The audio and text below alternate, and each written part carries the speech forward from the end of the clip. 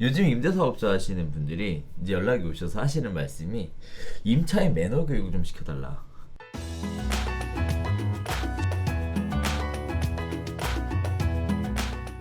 자, 세 번째 볼게요. 세 번째 이런 얘기들이 나와요. 5% 초과 증액하면 무효다 라는 얘기인데, 일단 법에서는 합의에서도 무효이고요. 5% 초과분에 대해서는 반환 청구가 가능하다 라고 얘기했어요. 단 갱신 요구권 행사는 되돌릴 수 없다. 그러니까 갱신 요구는 한 거죠. 네. 그래서 이런 얘기를 하고 있고요. 그래서 무효라고 해서 다 무효는 아니다. 자, 그다음에 또 5%를 반드시 인상해야 되느냐에 대한 건데, 임차인과 임대인이 합의로 증액 비율에서 결정할 수 있다. 단 합의가 안 되면 분쟁조정위원회에 가야 한다. 증액과 관련된. 근데 이 분쟁조정위원회를 간다는 게 한쪽에서 거절하면 이것도 못 가잖아요. 그렇죠. 그래서 뭐 이것도 분쟁조정위원회를 무조건 가게끔 하는 내용에 또 강제하는 뭐 그런 또 개정을 또 한다는 얘기가 있더라고요. 그러니까 이 분쟁조정위원회가 유명무실하다. 한쪽 임차인이 난 안 가. 소송할래. 그러니까 난 안 갈 거야. 그러면 이게 조정이 안 돼서 그렇죠. 결국 소송으로 풀어야 되는 그런 상황이라는 거죠. 현재까지는. 그렇죠. 자, 다음에 다섯 번째는 갱신 요구권 미행사에 대해 특약을 달아놓는다 라는 거예요. 그래서 이런 부분들은 추후 입증이 어려울 수 있으므로 계약서에 포함하지 않도록 유의해야 한다, 이런 얘기가 나오는데, 요거는 설명이 좀 필요할 이게 것 조금 같아요. 애매해요. 사실 네. 이거 최근에 국토부에서 나온 얘기 중에 되게 난 약간 조금 애매한 부분이 있었는데, 네. 국토부가 이렇게 한국경제신문의 최진석 기자라는 분하고 얘기를 해서 최진석 기자 그 내용을 정리해서 기사를 쓴 게 있어요. 그러니까 뭐냐면 이제 제가 생각했을 때 이런 거였거든요. 계약 요구권을 행사하지 않겠다라고 하는 특약을 계약할 당시부터 쓰는 거예요. 그러니까 그렇죠. 내가 이 집을 2년 뒤에 무조건 팔아야 돼. 팔아야 돼서 전세 지금 2년만 놓지만 2년 뒤에는 무조건 팔아야 돼요. 그러니까 그런 조건으로 예를 들어 세입자 당신에게 전세도 좀 싸게 드릴게요. 왜 싸게 드리느냐? 파니까. 2년 뒤에 어. 팔 때 명도해 준다는 조건으로 그때 내야 될 합의금을 대신 지금 미리 지불하는 셈 치고 그만큼 전세 가격을 빼주겠다. 네. 우리 그래서 이렇게 합의하자. 세입자가 전세 가격 싸고 난 2년 더 안 살 거니까 어허. 그럼 오케이 할게요라고 이렇게 해. 그러면 또는 아예 그냥 써. 2년 뒤에 명도하겠다. 2년 뒤에 내보내고 그때 제가 합의금으로 2천만 원 드릴게요. 써 그냥 2천만 원을 합의금을 드릴 테니까 계약갱신 요구 안 한다. 그냥 씁시다. 라고 했을 때 이것도 위법한 거를 볼 거예요. 왜냐면 지금 뭐냐면 계약갱신 요구권 미행사 특약이잖아. 그렇죠. 이게 임차인에게 불리한, 그러니까 이게 이 내용을 국토부에서 뭐라고 해석했냐면 뭐 11조인가 몇 조 놓고서 제 조문은 정확하게 몇 조인지 모르겠지만 임차인에게 불리한 것은 특약으로 적어도 효력이 없다 써놨거든. 근데 몇 천만 원의 합의금을 주고 계약갱신 요구권을 포기하겠다. 임대보증금을 이만큼 낮춰주는 이 조건으로 낮춰주겠다는 게 왜 임차인한테 불리한 조건이야? 그러니까 그건 일방적으로 불리한 게 아니잖아요. 그러니까 그렇죠. 왜냐하면 상당한 대가에 대해서 보장을 한 거기 때문에. 그러니까 국토부 해석은 안 된다는데 나는 그거는 좀 따져봐야 될 거 아니냐. 아니 재판부가 볼 때도 상당한, 예를 들어서 그 합의금이 종료할 때 원래 줬어야 될 합의금보다 더 크다면 어쩔 거야. 그건 더 남는 장사잖아. 그렇죠. 법에서 정하고 그럴 수도 있는 있죠. 몇 개의 요건보다 네. 더 큰 합의금이 제시됐다고 하면 상당한 특약인데 그게 왜 효력이 없어? 효력이 있지. 그래서 약간 그 부분이 첫 번째 의문이에요. 결국 판례로 가야 돼 이것도. 제가 생각할 때는. 또 두 번째는 뭐냐면 최근에 최진석 기자랑 썼던 그 내용에 이게 담겨 있는데 갱신 요구권이 발생하지 않은 시점에 이걸 쓰지 않겠다는 게 효력이 없다는 얘기예요. 무슨 소리냐면 갱신 요구권은 계약 당시에는 없다는 거예요. 임차인한테. 그때 얘기해봐야 쓸모가 없다는 거지. 그렇죠. 그러니까 그 얘기가 나는 그런가? 그러니까 계약갱신 요구권은 6개월에서 1개월 사이에 나오는데 예를 들어 그러면 계약하고 나서 계약 종료하기 6개월 전, 예를 들어 7개월 때 이때까지는 무슨 내용으로 합의를 하더라도 계약갱신 요구권이 없는 상황에서 합의한 거기 때문에 효력이 없다. 이 기한 안에 해야 된다는 거예요. 그렇죠. 근데 이것도 맞는 거야? 그러니까 이것도 사실 법에 적혀 있는 얘기는 아니야. 그렇게 국토부가 해석을 한 거지. 그래?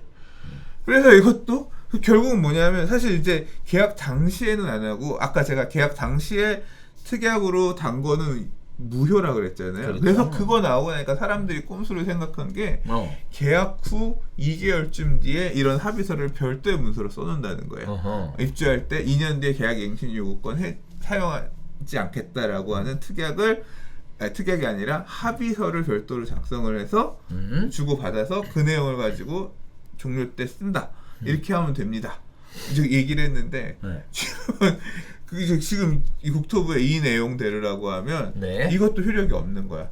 계약 갱신 요구권 요구권이 미행사는 계약갱신 요구권이 발생한 시점에만 효력이 있는 거지. 그렇지. 예. 그럼 날짜를 그때 날짜로 소급해서 미리 땡겨 써놔야 돼? 사기치는 거 해야 돼? 그러니까 아무튼 그런 부분이 여전히 미제로 남아있다. 판례로 정리돼. 그러니까 계약갱신 요구권의 미행사 특약은 언제부터 유효한가, 언제 써야 되는가, 라는 것도 나중에 이제 판례로서 정리가 돼야 될 부분이에요. 그렇죠. 자, 일단은 그러한 내용들을 계약서에 작성한다라는 것 자체는 무효다라는 거, 네, 이렇게 얘기들을 하고 있습니다. 그리고 하나 빼먹은 게 아까 5% 초과 증액한 무효 이 얘기가 5%를 초과해서 증액하게 되면 그게 무효는 아니에요. 그냥 그거 주고 살 수도 있어요. 그럼요. 네, 근데 뭐냐면 그 대신에 계약갱신 요구권을 한 번 더 쓸 수 있어. 이해가 되세요? 오, 진짜? 5%를 초과해서 임대료를 주는 게 효력이 없는 게 아니에요. 돼. 그러니까 내가 이 집에 계속 살고 싶어. 그래서 재계약이라고 보는 거구나. 그냥 그게 계약갱신 요구권을 안 쓴 거기 때문에 네. 그러면 그렇게 해서 5%를 넘어서 증액해서 산 경우에는 나중에 계약갱신 요구권을 그 다음번에 쓸 때는 요구할 수 있다는. 그래서 최근에 기사 중에 어떤 거였냐면 명확한 임차인들이 5% 살짝 넘겨서 올려드릴게요. 그렇게 해서 계약해주세요. 계속 살고 싶어서 한다는 거야. 그럼 그 다음에 나가라고 하면 저 5% 넘겨서 했기 때문에 계약갱신 요구 안 쓴 건데요. 그렇게 요구해서 계속 더 살려고 하는 이런 요구들을 부동산청에 세운다. 그 기사가 나온 것도 있어요. 오, 그러니까 요 해석이 국토부에서 있었어요. 그러니까 신규 계약인 거네. 신규 계약. 그렇죠. 그러니까 5% 이내로 이렇게 안 했으면 넘어서 하는 게 효력은 없고 그 돈 주고 됐는데 그거는 계약갱신 요구권을 쓴 게 아니다. 그렇게 그렇구나. 얘기를 했습니다. 이거는 굉장히 좀 이슈가 있는 부분이네요. 새로운 계약으로 본다. 근데 이렇게 저는 정리하면 될것 같아요. 납득이 돼. 왜냐면 그거 그렇잖아. 왜요? 아니 나중에 계속 그거 계약갱신 10% 전에도 우리 별별 세대 할 때 얘기했잖아요. 나중에 5% 넘겨서 저 다 해드릴게요. 다 해드릴게요 해놓고서 8년 10년 산 다음에 지나서 보니까 5% 넘게 해서 제가 10년을 드렸네요. 제가 이제까지 10년 5% 넘게 드렸던 이거는 무효라고? 전부 다 무효네요. 그거 다 손해배상 하셔야겠습니다. 다 토해내세요 하면 그 임대인은 이제 사람을 못 믿는다니까. 정신병 가야 돼. 그거는 말도 안 돼. 법적 저 미비야. 그래서 사실 그 부분도 나중에 이제 실제 그런 사람이 나온다니까. 임대인이 많이 알아야겠네. 이런 부분들은. 왜냐면 5%가 초과를 했다? 이런 영향을 미칠 수 있다? 그럼 차라리 그럴 것 같으면 계약서를 다시 쓴다. 좋은 사람이 되면 안 될 거야. 뭐 이런 식으로. 세입자는 계속 바꿔야 될 것 같아. 이런 식으로. 자꾸 그렇게 얘기하지 마세요. 우울해요. 네. 그러니까 이게 한번 당하면 진짜 그 사람은 인생 몇 년 산다고 10년 살았던 세입자한테 이렇게 뒤통수 맞으면. 그래서 아무튼 지금 이 내용은 뭐냐면 그렇게 올려준 게 무효가 아니다. 그거는 그러니까 이 내용대로라고 하면 돌려받지 못하고 마지막에 한 번 계약갱신 요구권이 남는 거다. 그래서 그때 쓸 때 5% 이내에서 쓰면 된다. 이렇게 지금 아무튼 해석이 됐다는 겁니다.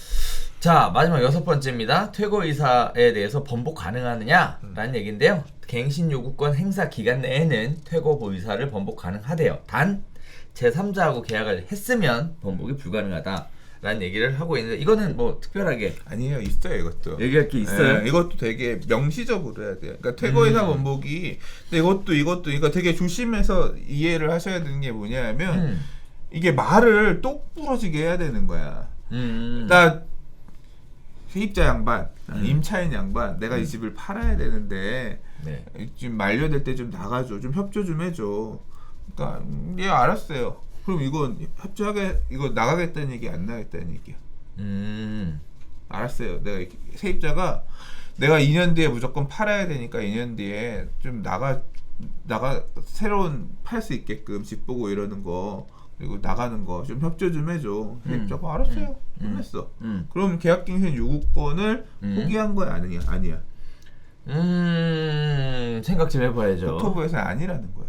알았어요는 이게 내가 너한테 협조를 하고 계약갱신 요구권을 포기하겠다고 답변한 게 아니라는 거야. 실제 나는 그렇게 볼 수 있다고 봐요. 근데 나한테 물어보면 알았어요, 생각 좀 해볼게요. 혹시 그게 협조하겠다는 얘기는 아니고, 그건 아니야. 그러니까 뭐냐면 적어도 계약갱신 요구권을 행사하지 않겠다라고 하면 명시적으로 계약갱신 요구를 행사하지 않겠다라는 게 드러나야 된다는 게 국토부 얘기예요. 저는 그거는 그렇게 해야 된다고 생각해요. 왜냐하면 말이 우리가 소송이라든가 서로 싸움 나는 이유 중에 하나가 모호하게 서로 이해하기가 다른 상태에서 이해를 다르게 한 상태에서 모호하게 끝난 경우가 많아서 그래요. 그렇죠. 그러니까 알았다는 게 나도 대응할 방법을 생각해 보겠다는 거지.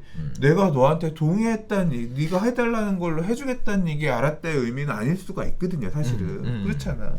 어제 생각해 보니까 계약갱신 요구권이라는 걸 쓸 수가 있어서 제가 꼭 안 나가도 된대요. 그래서 저는 못 나갈 것 같아. 이렇게 나오면 너 이씨 그때 나간다고 그랬잖아. 제가 언제요? 그냥 알았다고 그 말씀해주신 부분에 대해서 알아들었다는 얘기지요. 이런 것이. 그래서 명시적으로 yes, no. 말로 했으면 녹취가 있어야 되고 문서로 했으면 문서 서면을 남기거나 문자 메시지 카카오톡 등등은 근거로 남겨서 보관을 하고 있어야 되고 그리고 그 내용 안에 말로 이렇게 했어. 그러면 녹취도 알았어요 녹취만 있으면 안 되고 계약갱신 요구를 하지 않겠다라고 동의한 거 맞죠? 네, 동의하지 않은 거 계약갱신 요구 안 할게요. 이걸 녹취로 들고 있어야 되는 거지.